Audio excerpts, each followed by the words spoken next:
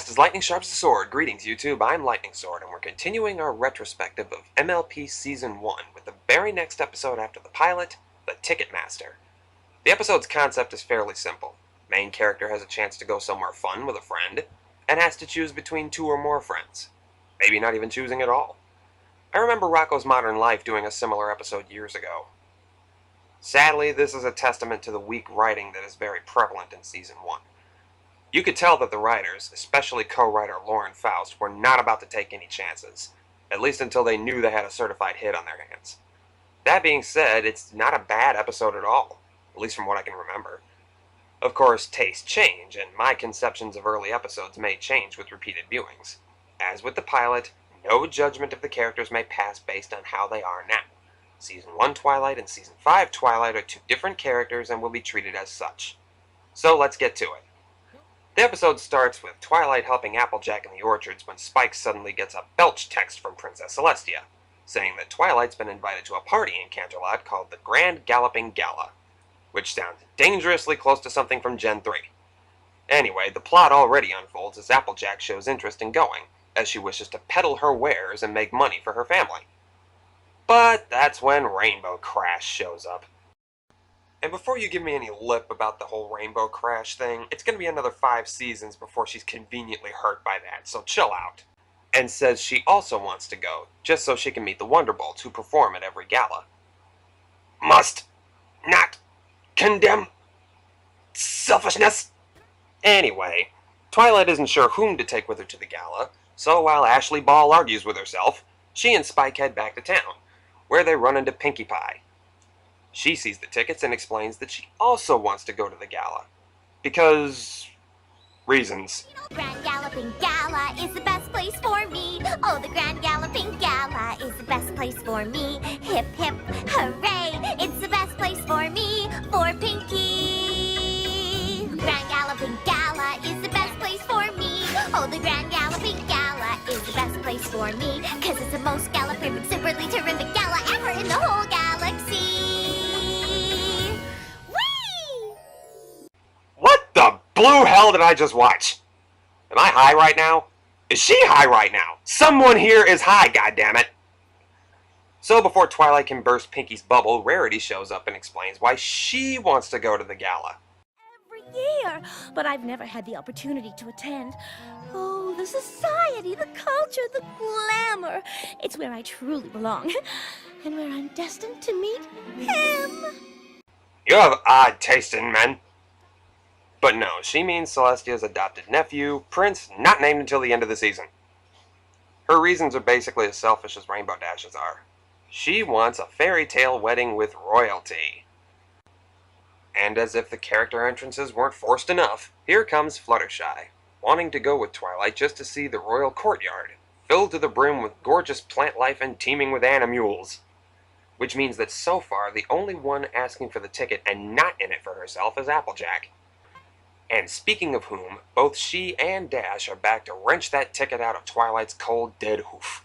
I couldn't risk a goody four-shoes like you giving that ticket away to just anybody. Good luck getting the ticket now, little Miss Name Caller. Also, did you just say anybody instead of any pony? Weird.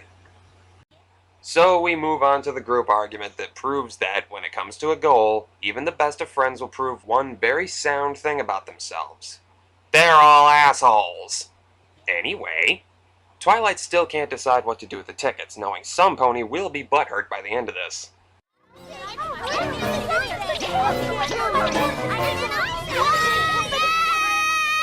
I said, oatmeal, are you crazy?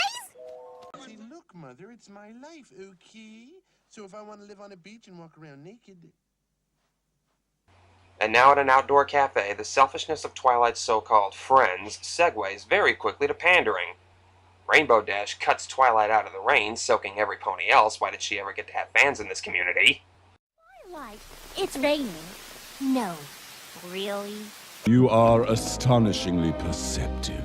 Rarity makes Twilight and Spike free outfits before letting her intentions slip. Rarity! Ow! This really is a biscuit. I mean, thank you, but... oh, that's too tight! My God, she's an animal! Oh, Spike, I have a dandy little outfit for the dashing gent. Oh, hey! Watch it! Rarity, no! He's just a child! Then Applejack offers an apple smorgasbord for the exasperated equine before she screams at the sky and runs away, only to find Fluttershy channeling her inner Disney princess at the library. Well, hello, Twilight. I hope you don't mind, but we're all doing a little spring cleaning for you. Don't say it's summer. It's summer. Damn it! And after Pinky's blatantly, insultingly obvious bid for the ticket, naturally, the whole town knows. You didn't know? Twilight has an extra ticket to the Grand Galloping Gala! The Grand Galloping Gala! Maybe we should have kept this our little secret. And now, even more blatantly obvious, a chase sequence reminiscent of Benny Hill. Seriously, did you guys think we'd miss it?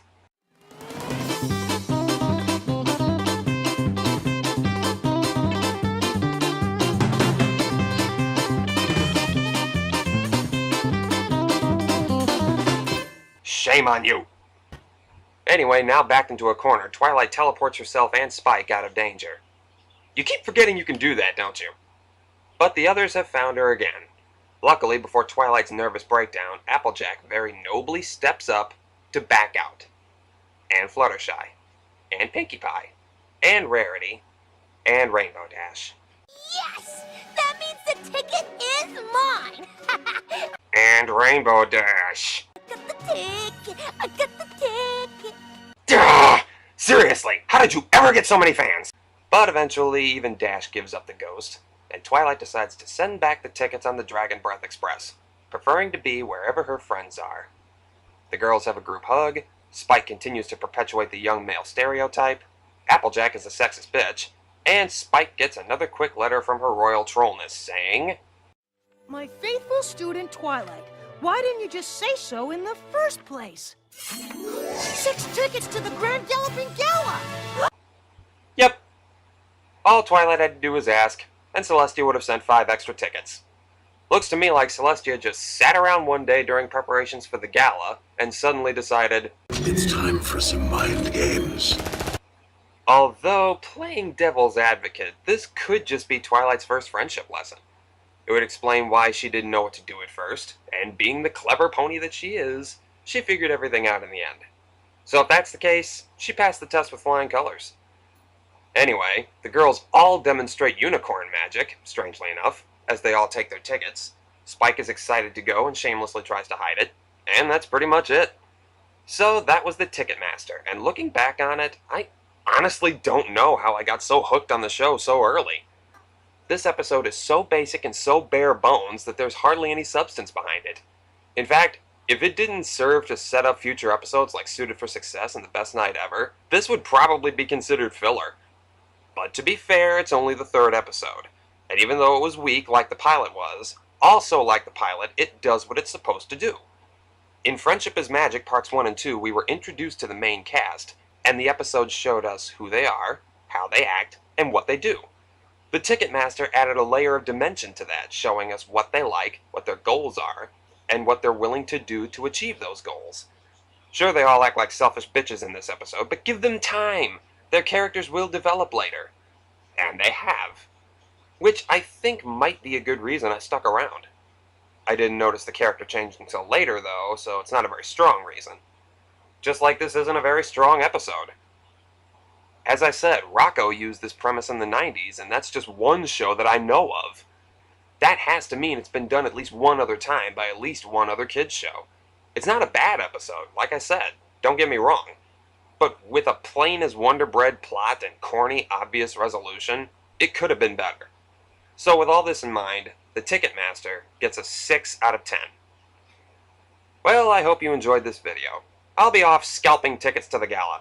If you like the review, you know what to do. Like, comment, subscribe, and I'll be back with a new video soon. Until then, this is LightningSword. Stay quick, stay sharp, and thanks for watching.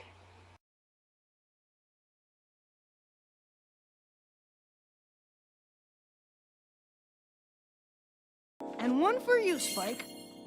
'Cause I've got a golden ticket.